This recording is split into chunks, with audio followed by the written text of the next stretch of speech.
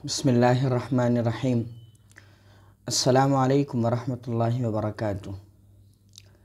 उम्मीद करता हूँ कि आप तमाम हज़रात खैर व आफ़ियत से होंगे, खुश होंगे, खुशहाल होंगे।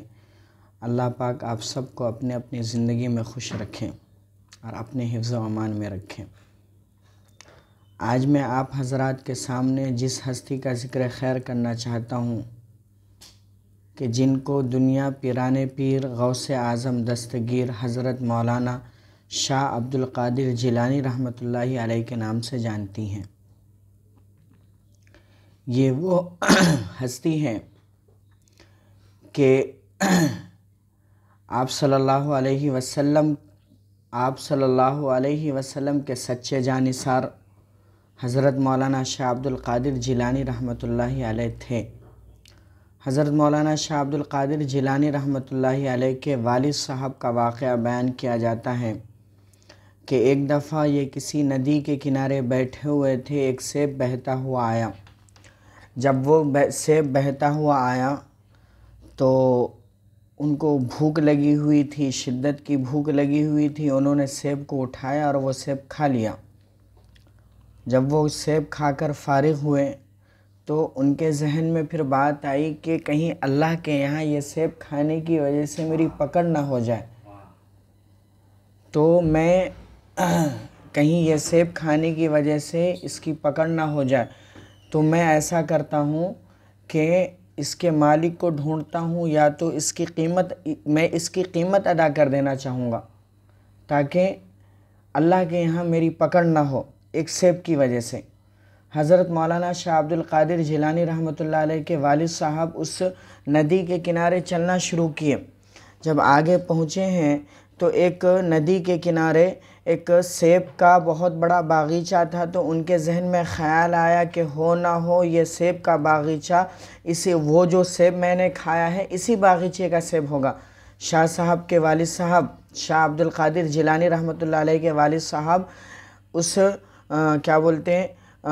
सेब के बागीचे के मालिक के पास पहुँचे, और उसके जो मालिक थे वो भी बहुत बड़े अल्लाह वाले थे, और वो शाह अब्दुल क़ादिर जिलानी रहमतुल्लाह अलैह के नाना जान थे।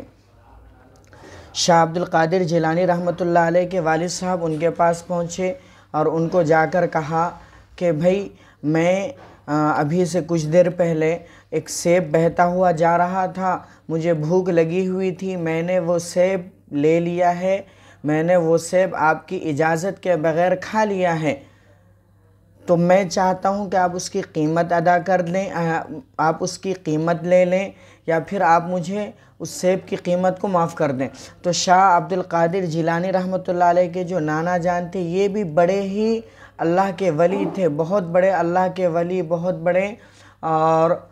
बड़े अल्लाह के वली थे। इन्हों समझ गए कि ये जो इंसान आया है सेब की कीमत देने के लिए कोई आम इंसान नहीं है, ये कोई आम इंसान नहीं है। अब इन्हों बोले कि भाई मैं इसकी कीमत लूँगा। इसकी कीमत ये है कि आपको मेरे बागीचे में खिदमत करनी पड़ेगी जब तक मैं चाहूँ। कहते हैं कि हज़रत शाह अब्दुल क़ादिर जिलानी रहमतुल्लाह अलैह के वालिद साहब ने कई बरस तकरीबन 10 साल तक उस बाग़ की सेब के बाग़ की रखवाली की।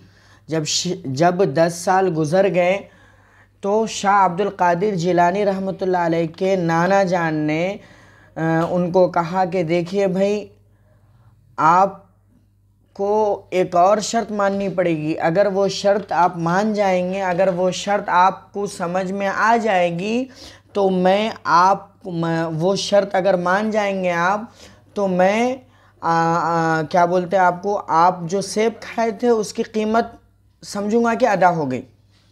शाह अब्दुल क़ादिर जिलानी रहमतुल्लाह अलैह के वालिद साहब ने कहा कि बताइए वो शर्त क्या है। उन्होंने कहा कि शर्त ये है कि मेरी एक बेटी है जो गूंगी है और अंधी है और पाँव से लंगड़ी है, उससे आपको शादी करनी पड़ेगी।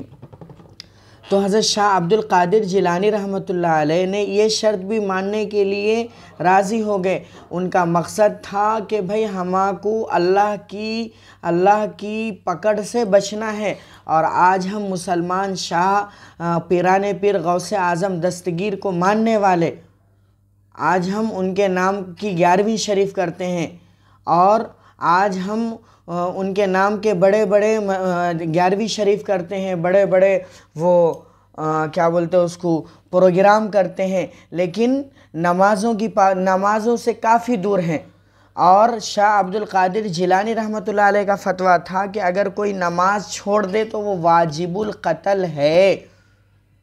नमाज़ों की पाबंदी करना, आज हम उनके नाम की 11वीं शरीफ करते हैं, और मुसलमान उनके नाम के बड़े बड़े चिल्ले करते हैं, 11वीं शरीफ करते हैं, और भी बहुत सारी बातें करते हैं, लेकिन उनकी अहकामात जो उन्होंने मुसलमानों को सिखाया, मुसलमानों को बताया, उन चीज़ों से काफ़ी दूर, कोसों दूर चले गए हम मुसलमान।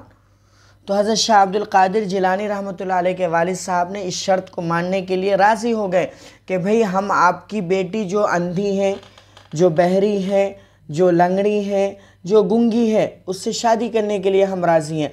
मकसद क्या था कि भाई अगर अल्लाह के यहाँ ये पकड़ हो गई कि भाई आपने सेब खाया था और उसकी कीमत अदा नहीं की थी, तो कहीं अल्लाह ताला इस पे मेरी पकड़ ना कर ले। तो शाह साहब रहमतुल्लाह अलैह के जो वालिद साहब थे, उन्होंने इस शर्त को मानने के लिए इस शर्त को मान लिया, निकाह हो गया। निकाह के बाद जब वो अपने घर में पहुँचे तो देखा कि उनकी जो बीवी थी जिनसे उनका निकाह हुआ था वो तो बहुत अच्छी थी और बहुत ही ज़्यादा खूबसूरत। तो वो उल्टे पाँव बाहर आए तो देखा कि उनके जो ससुर जी हैं हज़रत शाह अब्दुल कादिर जिलानी रहमतुल्लाह अलैह के नाना जान, उन्होंने उनसे कहा कि आपने तो कहा था मेरी बेटी लंगड़ी है, गूंगी है, बहरी है, अंधी है, लेकिन इसके अंदर तो कोई अयूब नहीं है। तो उन्होंने कहा कि दरअसल बात ये है कि मेरी बच्ची अंधी इस वजह से कि आज तक इस बच्ची ने कभी किसी गैर महरम की तरफ निगाह उठाकर नहीं देखा। मेरी बच्ची बहरी इस वजह से कि आज तक इसने कभी शरीयत के ख़िलाफ़ कोई बात नहीं सुनी। मेरी बच्ची लंगड़ी इस वजह से कि आज तक मेरी बच्ची घर से बाहर कदम नहीं निकाली, इस वजह से लंगड़ी है। अब क्या था, हज़रत शाह अब्दुल कादिर जिलानी रहमतुल्लाह अलैह के वालिद साहब को ये बात समझ में आ गई। इन्हीं की औलाद हैं, इन्हीं दो मुक़द्दस माँ बाप के बेटे हैं हज़रत शाह अब्दुल कादिर जिलानी रहमतुल्लाह अलैह। हज़रत शाह अब्दुल कादिर जिलानी रहमतुल्लाह अलैह बहुत बड़ी हस्ती थे। जब ये बड़े हुए, बचपने में ही इनके वालिद साहब का इंतकाल हो गया। वो जो मैं वाक़या सुनाया आपको कि वो साहब जो क्या बोलते हैं उसको, एक सेब का कर्ज़ अदा करने के लिए आए थे, उनका बचपने में ही जब हज़रत शाह अब्दुल कादिर जिलानी रहमतुल्लाह अलैह छोटे थे तभी उनके वालिद साहब का इंतकाल हो गया। अब क्या था, शाह अब्दुल कादिर जिलानी रहमतुल्लाह अलैह जब बड़े हुए तो उनके दिल में तड़प पैदा हुई कि भाई मैं क्या बोलते हैं अल्लाह का दीन हासिल करूं, अल्लाह की बात दूसरों तक पहुंचाऊं, मैं भी एक अच्छा हाफिज़ कुरान, आलिम दीन, एजुकेटेड इंसान बनूं, और क्या बोलते मेरे अब्बा जान जैसे थे मैं वैसा बनूं। अक्सर बेटा चाहता है कि मेरे अब्बा जैसे मैं भी वैसी बनूं। इस वजह से मैं अपने दोस्तों से कहा करता हूं कि आप अपने अंदर, आप अपने घर वालों के अंदर दीनदारी को पैदा कीजिए। उससे फ़ायदा ये होगा कि जब आप अच्छे रहेंगे तो आपकी आने वाली नस्ल और आपके बच्चे भी अच्छे रहेंगे। तो मैं आपसे ये कह रहा था कि जब हज़रत पीराने पीर गौसे आज़म दस्तगीर रहमतुल्लाह अलैह जब बड़े हुए, उनकी उम्र 17 साल की हुई, तो उनके दिल में ये ख्वाहिश पैदा हुई कि मैं अल्लाह का दीन हासिल करूं।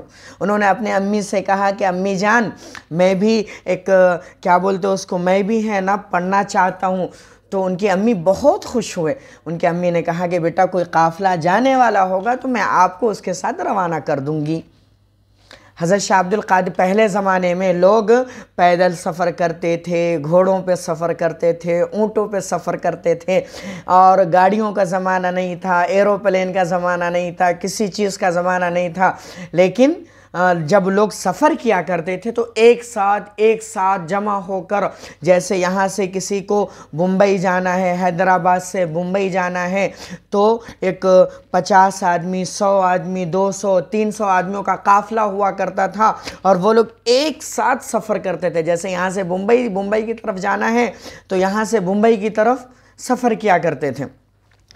तो हज़रत शाह अब्दुल कादिर जिलानी रहमतुल्लाह अलैह की अम्मी एक काफ़िला जा रहा था बगदाद की तरफ। वो उस काफ़िले में, और बगदाद एक वक़्त का दुनिया के उलमाओं का शहर था।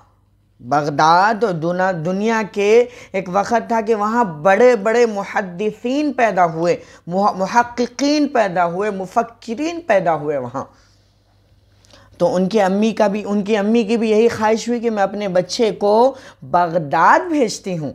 उनकी अम्मी ने क्या किया कि उनके ये जो बगल है ना, बगल की आस्तीन में उन्होंने 40 अशरफी सिल के रख दी, और जाते जाते अपने नौनिहाल अपने इकलौते बेटे को कहा कि बेटा ज़िंदगी में सब काम करना, हर कामयाब। मैं इससे पहले के वाक़यात में भी आपको कहा था हज़रत बायज़ीद बुस्तामी रहमतुल्लाह अलैह के वाक़या में कि उनकी कामयाबी के पीछे उनके अम्मी का हाथ है। इसी तरह हज़रत पीराने पीर की भी कामयाबी के पीछे उनके अम्मी का हाथ है।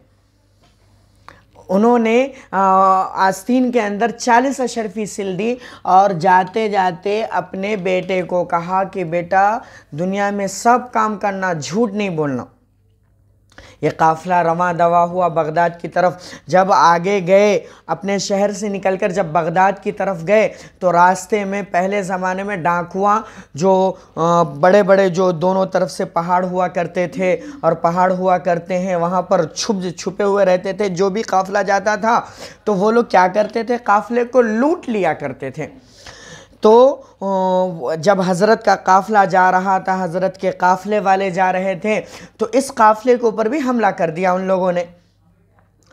तो एक डाकू जो भी इनके काफ़िले के जो भी इनके दोस्त अहबाब थे, इन लोगों को मतलब क्या कहते हैं, जो भी इनके पास सामान था, साजो सामान था, सबको ले लिया इन लोगों ने, डाकुओं ने ले लिया। एक डाकू आया हज़रत शाह अब्दुल कादिर जिलानी रहमतुल्लाह अलैह के पास, और आकर कहा बेटे तुम्हारे पास भी कुछ है, बेटे आपके पास भी कुछ है। उन्होंने कहा कि जी हाँ है, क्या है, मेरे पास 40 अशरफी है। तो हज़रत शाह अब्दुल कादिर जिलानी रहमतुल्लाह अलैह जो उस वक़्त जो भी लिबास पहने हुए हों, तो उनको समझ में नहीं आया कि भाई 40 अशरफी हैं तो कहाँ पे है, इनकी जेब खाली दिख रही है, इनके पास कोई साजो सामान नहीं है, कहाँ पर है 40 अशरफी। उन्होंने समझा कि ये बच्चा मजाक कर रहा है। एक और डाकू आया, बेटे तुम्हारे पास कुछ है? उन्होंने कहा जी हाँ, क्या है, 40 अशरफी है। उन्होंने अपने उस बच्चे को पकड़कर, उन्होंने उस बच्चे को लेकर अपने सरदार के पास लेकर गया वो आदमी, और जाकर कहा कि भाई ये आदमी कह रहा है, ये बच्चा कह रहा है कि इसके पास 40 अशरफी है, लेकिन इसके साजो सामान के इसके पास ना साज है, ना कोई सामान है, ना तोशा है। इस हिसाब से मतलब क्या कहते हैं, ये इसके पास 40 अशरफी कहाँ से हो सकती है।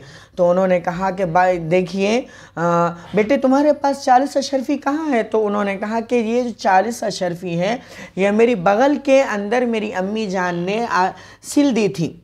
उन्होंने कहा कि भाई आप जो डाकू थे, डाकुओं के सरदार ने कहा कि आप चाहते तो बचा भी सकते थे, आपने इस राज को अफशा क्यों कर दिया, आपने इस राज को जाहिर क्यों कर दिया। तो उन्होंने कहा कि दरअसल मेरी अम्मी जान ने कहा था कि बेटा ज़िंदगी में सब काम करना, झूठ नहीं बोलना, ज़िंदगी में सब काम करना, झूठ नहीं बोलना। इस वजह से मैंने झूठ नहीं कहा, और अल्लाह ताला ने वो जो जितने भी डाकू थे उन सब के सब ने हज़रत के हाथ के ऊपर हाथ रखकर तौबा की, और वो सब के सब उनके डाकुओं के सरदार भी मुसलमान थे। उन्होंने कहा कि डाकुओं के सरदार मुसलमान थे। उन्होंने कहा कि भाई आप कैसे हैं कि जो अपनी माँ की बात में आकर आप झूठ बोलने से इतना गुरेज किए आप। चलिए आज से हम भी तौबा करते हैं कि आज से हम भी झूठ नहीं बोलेंगे, अल्लाह के हुक्मों की फर्माबरदारी करेंगे। और वो लोग डाकू के जो सरदार थे और उनके साथ जो उनके काफ़िले के रहबर थे, उनके साथ रहने वाले थे, वो सब ने हज़रत के हाथ पर बचपने में ही तौबा कर ली। और हज़रत पीराने पीर गौसे आज़म दस्तगीर रहमतुल्लाहि अलैह के इस वाक़े से हमें यह सबक मिला कि ज़िंदगी में चाहे कुछ भी हो जाए, हम झूठ से हत्तल इम्कान गुरेज करना, जहाँ तक हो सके हम झूठ से बचना। हर बीमारी की जड़ झूठ है। अल्लाह पाक हम सबको कहने सुनने से ज़्यादा अमल की तौफीक अता फरमाए। अगर आप हमारे इस चैनल पर नए हैं तो हमारे इस चैनल को सब्सक्राइब करें और बेल आइकन के घंटी के बटन को दबाना ना भूलें। वीडियो को लाइक करें, कमेंट करें, शेयर करें। मिलते हैं इंशाल्लाह फिर किसी अगली वीडियो में। अस्सलामु अलैकुम वरहमतुल्लाह।